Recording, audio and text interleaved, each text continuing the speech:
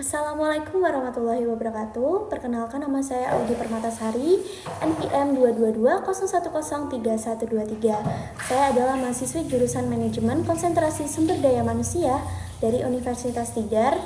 Dan kali ini saya akan melakukan analisis studi kasus stres kerja pada PT Makanan Nusantara. Pada video kali ini saya akan memaparkan terkait studi kasus di PT Makanan Nusantara yang berfokus pada analisis stres kerja dengan beberapa indikator strain yang akan saya paparkan. Video ini saya buat untuk melengkapi tugas akhir di semester 6, khususnya pada mata kuliah Psikologi Industri dan Organisasi yang dibimbing langsung oleh Bapak Satrio.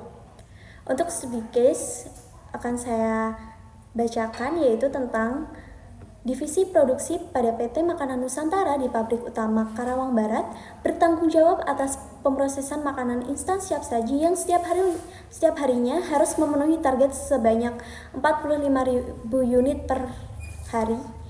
Tim ini bekerja dalam sistem shift terdiri dari operator mesin, teknisi, pengawas, shift, dan staff quality control atau QC. Suasana kerja umumnya cepat, berisik karena suara mesin yang cukup mengganggu, dan diwarnai bau khas makanan olahan. Dalam 3 bulan terakhir, volume permintaan meningkat drastis karena kontrak baru dengan jaringan retail terbesar di kawasan Indonesia Timur. Untuk mengejar permintaan yang cukup besar ini, manajemen menambahkan 1 shift malam tambahan, menjadikan total kerja harian terbagi menjadi 3 shift selama 6 hari, dalam kurun waktu seminggu. Namun jumlah personil tetap, sehingga setiap secara bergantian harus masuk lembur. Beberapa operator shift malam mengeluhkan tubuh yang terus-menerus lelah dan sulit tidur di siang hari, terlebih karena banyak dari mereka tinggal di lingkungan yang bising dan memiliki masalah di rumah tangga seperti anak kecil di rumah. Langkah selanjutnya yang saya lakukan yaitu menganalisis stressor dari masing-masing divisi. Dari divisi produksi sendiri, studi kasus ini memperlihatkan bahwa divisi produksi PT Makanan Nusantara mengalami tekanan kerja yang cukup signifikan akibat tingginya tuntutan operasional. Target produksi harian yang besar yaitu mencapai 45.000 unit per hari, dipenuhi dalam sistem kerja shift yang kini terdiri dari 3 giliran setiap kerja dan dalam kurun waktu selama 6 hari dalam seminggu. Meskipun volume kerja meningkat karena kontrak baru dengan jaringan retail di Indonesia Timur, jumlah karyawan tidak bertambah dan tidak sepadan dengan tingkat kerja yang mereka lakukan. Akibatnya, staf produksi harus bergiliran untuk lembur dan termasuk untuk bekerja dalam shift malam. Kondisi ini menyebabkan kelelahan fisik, kesulitan tidur di siang hari, serta stres karena tinggal di lingkungan rumah yang tidak mendukung untuk istirahat. Pada divisi produksi sendiri, saya mendapatkan 7 poin sumber stresor dari masalah di kasus ini.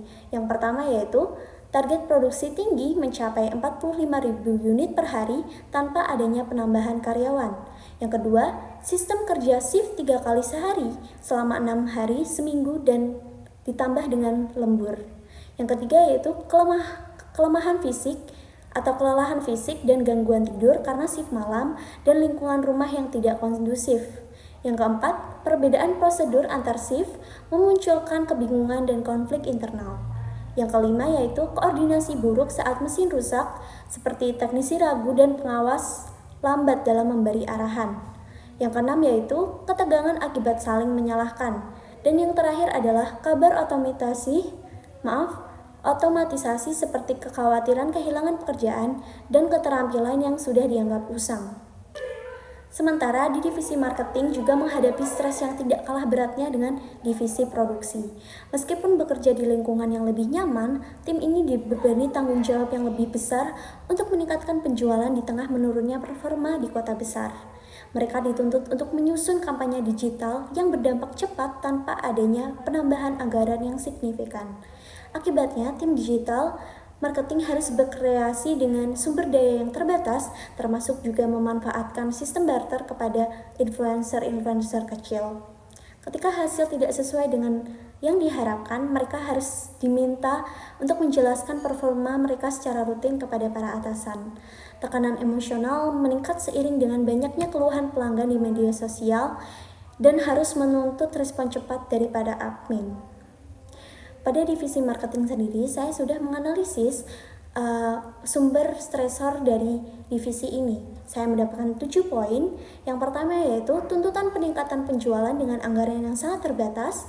Yang kedua yaitu harus kreatif dengan konten organik dan kerjasama barter. Yang ketiga yaitu tekanan laporan performa dan keluhan pelanggan di media sosial. Yang keempat yaitu admin harus aktif pada malam hari yang membuat kelelahan secara emosional. Yang kelima yaitu konflik ini terjadi secara internal karena profesionalisme. Yang keenam yaitu saran dari tim ditolak yang membuat partisipasi menurun. Yang ketujuh yaitu tekanan pribadi seperti keuangan, rumah tangga yang memperparah tingkat stres para karyawan.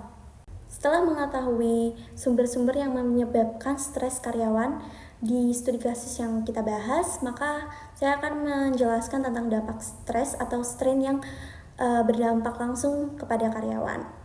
Pada divisi produksi sendiri ada 4 dampak yang dirasakan oleh karyawan. Yang pertama yaitu gangguan tidur, penurunan konsentrasi, dan motivasi menurun. Yang kedua yaitu konflik antar shift mengganggu koordinasi. Yang ketiga yaitu relasi sosial terjadi secara renggang karena ketakutan akan otomatisasi tadi.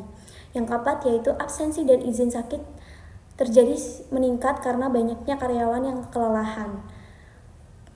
Tekanan kerja yang berlebih di divisi produksi berpotensi menimbulkan sejumlah dampak negatif. Kelelahan fisik akibat sistem shift dan lembur terus-menerus membuat sebagian karyawan mengalami gangguan tidur, penurunan konsentrasi, serta menurunnya motivasi kerja. Ketidakkonsistenan instruksi antar shift turut menciptakan konflik yang mengganggu koordinasi dan suasana kerja. Kekhawatiran terhadap otomatisasi pekerjaan juga menciptakan ketegangan psikologis yang membuat relasi sosial menjadi renggang. Selain itu, meningkatkan absensi dan izin sakit mulai mempengaruhi karyawan karena adanya tekanan kerja dan kondisi fisik serta mental karyawan yang sangat terganggu. Sedangkan di divisi marketing sendiri, saya juga telah mendapatkan 4 poin yang dampak yang dirasakan oleh para karyawan. Yang pertama yaitu burnout atau kelelahan emosional dan turunnya kepercayaan diri. Yang kedua yaitu tertekan secara emosional karena komentar negatif yang dilontarkan dari para pelanggan. Yang ketiga yaitu rapat menjadi kaku, minim ide dan partisipasi dari para karyawan. Yang keempat yaitu tekanan ekonomi pribadi yang memperberat beban mental mereka. Di divisi marketing, tekanan emosional lebih menonjol, tuntutan hasil kampanye yang cepat dan efektif tanpa dukungan tambahan anggaran menciptakan rasa frustasi yang dirasakan. Banyak staf mengalami burnout, ditandai dengan kelelahan emosional dan penurunan rasa percaya diri.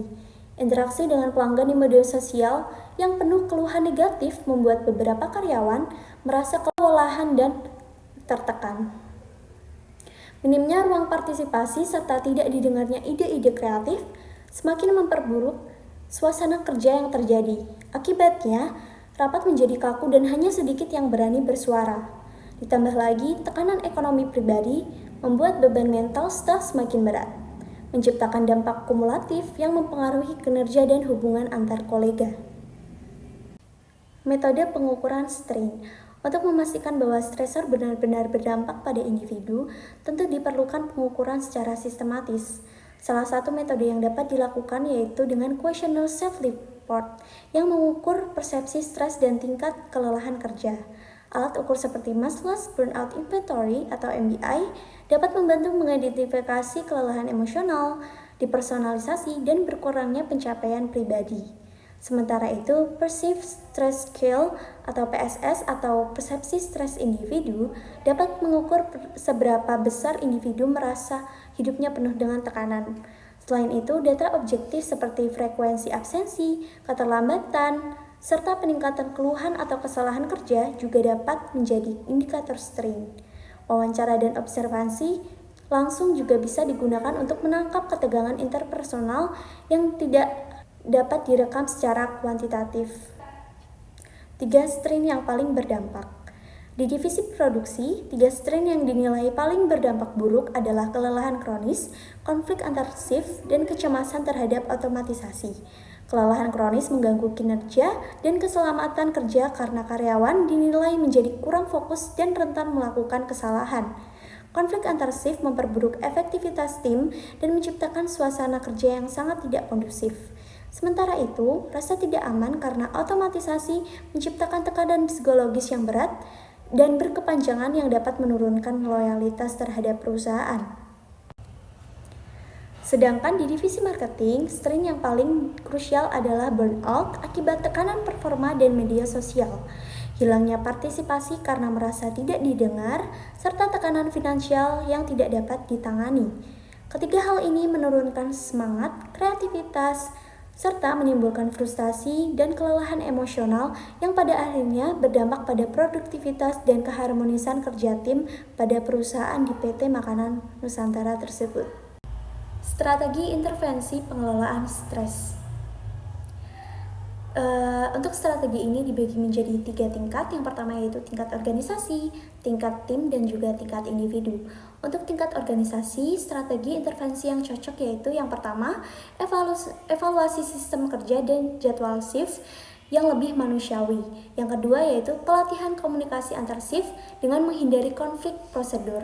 Yang ketiga adalah transparansi soal otomatisasi dan pelatihan terhadap keterampilan baru yang sangat dibutuhkan oleh perusahaan.